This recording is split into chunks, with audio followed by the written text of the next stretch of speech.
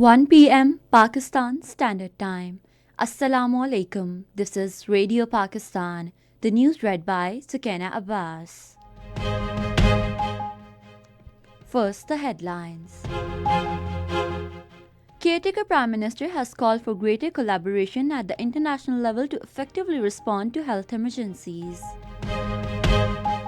Today is the last day to dispose of appeals filed against acceptance or rejection of nomination papers for the general elections. Joint aerial exercise Zilzal 2 between Pakistan and Qatar Amiri Air Forces has kicked off in Qatar. All parties Hurriyat Conference has expressed grave concern over surge in Indian state terrorism in Indian illegally occupied Jammu and Kashmir. And now the news in detail. Caretaker Prime Minister Anwarul Haque Kakar has called for greater collaboration at the international level to effectively respond to health emergencies.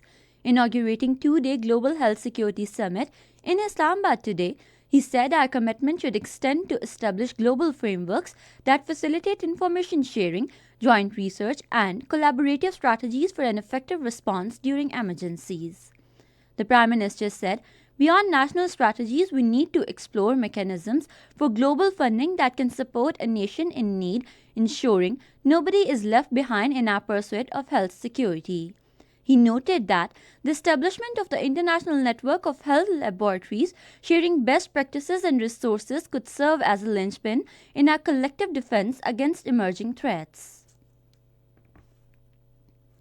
Today is the last day to dispose of appeals against acceptance or rejection of nomination papers for the general elections by appellate tribunals. These tribunals are being headed by judges of the high courts. According to election schedule, the preliminary list of candidates will be displayed tomorrow and candidates can withdraw their nomination papers till Friday. The revised list of candidates will also be published on Friday. The electoral symbols will be allotted on Saturday, while polling for general elections will be held on 8th of next month. The joint aerial exercise Zilzal 2 between Pakistan and Qatar Amiri Air Forces has kicked off in Qatar. The exercise aimed at promoting interoperability between the two allied nations will mimic a near-realistic aerial warfare scenario coupled with real-time opportunity for the participating air forces to test their operational readiness. Exercise Zilzal 2, improving joint planning mechanism, is considered a historical benchmark to further solidify the existing defense partnership between the two brotherly countries.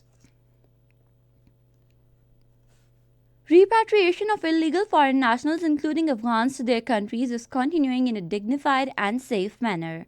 In addition to other measures for dignified return of Afghans to their country, transit camps equipped with all facilities have been established in various districts for their temporary accommodation. So far, 4,63,712 illegal Afghans have been repatriated to Afghanistan. All parties Hurriyat Conference has expressed grave concern over the surge in Indian state terrorism in Indian illegally occupied Jammu and Kashmir. In a statement in Srinagar, APHC spokesman said, since 1947, India has been using military might to break the will of the people and suppress their freedom sentiments but has utterly failed in achieving its nefarious designs.